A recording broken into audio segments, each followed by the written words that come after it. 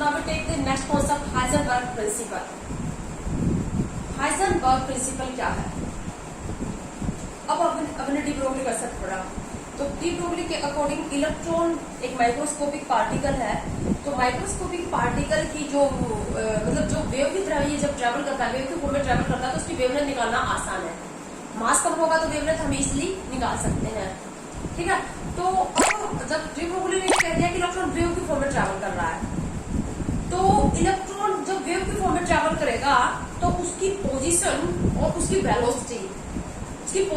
Velocity दोनों को 100% accuracy के साथ एक साथ मेजर करना इम्पॉसिबल है। यही कह रहा हाइजेनबर्ग।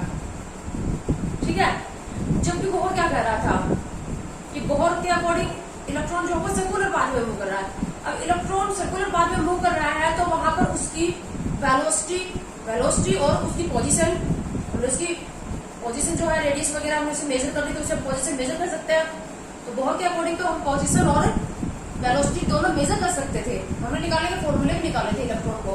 जबकि हाइजेनबर्ग ये कहता है कि इलेक्ट्रॉन जो है वो सर्कुलर पाथ में मूव नहीं कर रहा, वो जब वेव की फॉर्म में ट्रैवल कर रहा है तो एक वेव की वेलोसिटी और पोजीशन दोनों एक साथ 100% एक्यूरेसी के साथ मेजर करना इम्पॉसिबल है।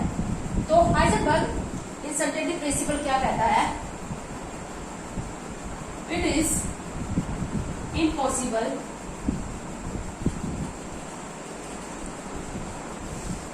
to measure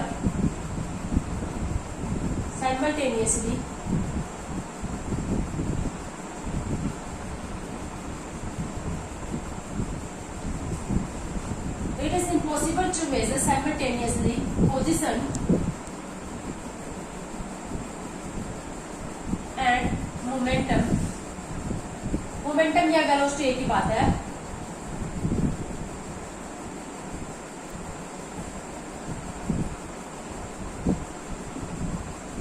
with 100% accuracy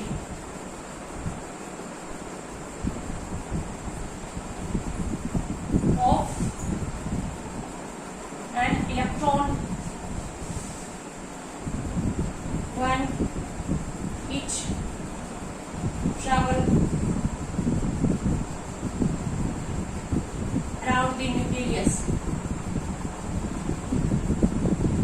electron जब न्यूक्लियस से चारों तरफ ट्रेवल कर रहा होता है वेव के फॉर्म में, तो ये इम्पॉसिबल है साइमल्टेनियसली एक साथ पोजीशन और मोमेंटम को 100% एक्यूरेसी के साथ मेजर करना।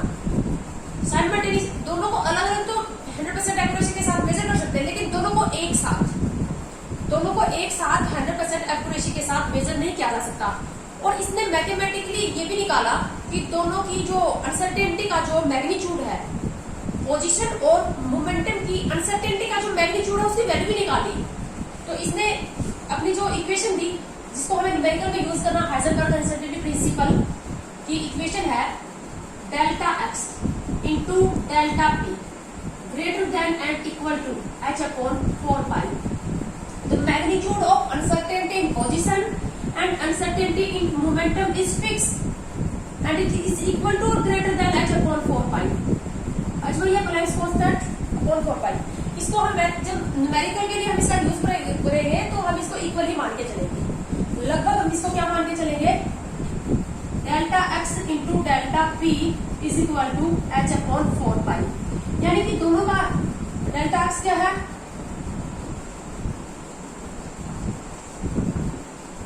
अनसर्टेनिटी इन पोजीशन, और डेल्टा पी है अनसर्टेनिटी इन मोमेंटम। तो मैथमेटिकल एक्सप्रेशन भी है हाइजेनबर्ग प्रिंसिपल का। तो दोनों का जो मैग्नीट्यूड है वो एक कांस्टेंट वैल्यू है और किसी इक्वल है h अपॉन 4 पाई के इक्वल है। अगर दोनों का मैग्नीट्यूड कांस्टेंट है, अनसर्टेनिटी का मतलब समझ गए, अनसर्टेनिटी को इनएक्यूरेसी भी कह सकते हो, इनएक्यूरेसी। तो मतलब डेल्टा एक्स ये किसमें इनएक्यूरेसी है, पोजीशन में इनएक्यूरेसी है, ये मोमेंटम में इनएक्यूरेसी है। तो पोजीशन और मोमेंटम की इनएक्यूरेसी का जो मैग्नीट्यूड है वो कांस्टेंट है, किसके इक्वल, h अपॉन 4 पाई के इक्वल। अगर दो फिजिकल क्वांटिटी का मैग्नीट्यूड कांस्टेंट होगा तो एक को बढ़ाएंगे तो दूसरा क्या हो जाएगा, कम हो जाएगा। अब देखो अगर हम एक को कम करने की कोशिश करें, सपोज करो अगर हम डेल्टा एक्स को जीरो कर दें, डेल्टा एक्स को जीरो करने का क्या मतलब, हमने पोजीशन की अनसर्टेनिटी को बिल्कुल क्या कर दिया, zero. Uncertainty in position is zero, इसका मतलब हमने क्या कर लिया, 100% एक्यूरेसी के साथ 100% एक्यूरेट पोजीशन को मेजर कर लिया, पोजीशन को हमने 100% एक्यूरेट मेजर कर लिया। डेल्टा एक्स अनसर्टेनिटी है, ठीक है, इसको जीरो मतलब पोजीशन एक्यूरेटली मेजर करी। तो अगर इस फॉर्मूले के अंदर हम डेल्टा एक्स जीरो पुट करके मोमेंटम निकालना चाहेंगे तो क्या जाएगा हमारे पास, मैं यहाँ पर इक्वल का यूज कर रही हूँ, आप न्यूमेरिकल में इसको इक्वल ही यूज करोगे। तो डेल्टा एक्स को हम जीरो पुट करके डेल्टा पी निकालेंगे तो ये हो जाएगा h/4 pi into delta x है। और हमने क्या कर रखा है, हमने पोजीशन 100% एक्यूरेट मेजर कर रखी है। अब पोजीशन 100% एक्यूरेट मेजर कर ली, इसका मतलब डेल्टा एक्स क्या पुट कर देंगे हम, जीरो। अब इसको जीरो पुट कर दोगे तो ये क्या हो जाएगा, अनसर्टेनिटी इन मोमेंटम इन्फिनिटी हो जाएगा। तो एक के अंदर एक्यूरेसी बढ़ाई, एक को 100% एक्यूरेट किया, पोजीशन 100% एक्यूरेट मेजर की, तो मोमेंटम में जो अनसर्टेनिटी थी वो इन्फिनिटी हो गई। तो एक को के अंदर जितनी एक्यूरेसी लाएंगे, सर्टेनिटी लाएंगे, उस दूसरा उतना ही क्या हो जाएगा, इनएक्यूरेट, क्योंकि दोनों का मैग्नीट्यूड कांस्टेंट है, ठीक है। और मोमेंटम को हम मास इनटू वेलोसिटी भी लिख सकते हैं। अब मास में तो कोई इनएक्यूरेसी होगी नहीं, तो इनएक्यूरेसी किसके अंदर आएगी, वेलोसिटी के अंदर। तो एक और फॉर्मूला हमारे पास हाइजेनबर्ग अनसर्टेनिटी प्रिंसिपल का एक और फॉर्मूला, डेल्टा पी को आप क्या लिख सकते हो, delta P mass into uncertainty in velocity. Mass में तो कोई अनसर्टेनिटी नहीं है ना, मास तो फिक्स वैल्यू है, तो अनसर्टेनिटी किस में आएगी, वेलोसिटी में। तो डेल्टा पी क्या हो गई, uncertainty in velocity.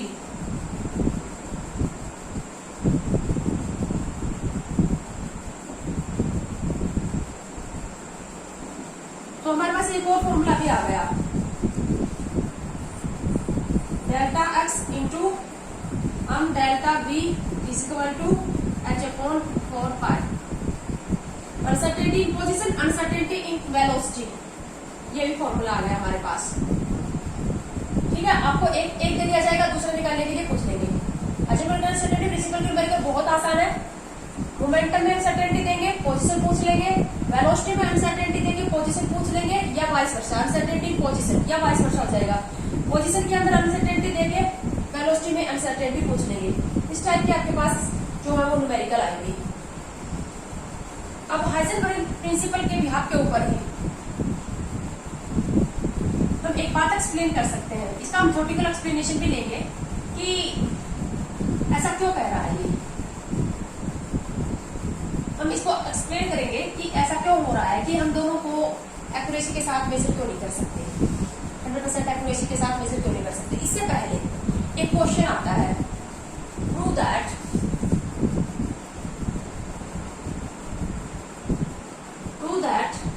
Electron can't exist